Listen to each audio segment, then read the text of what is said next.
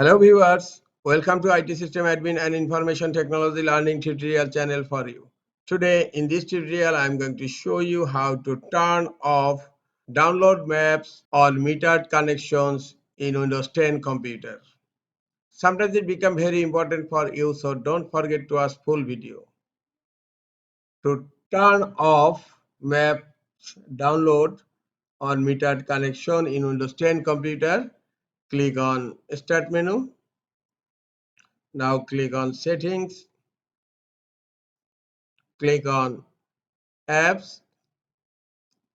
In left hand, you will find an option Offline Maps. Click on Offline Maps, and here you will find metered connections.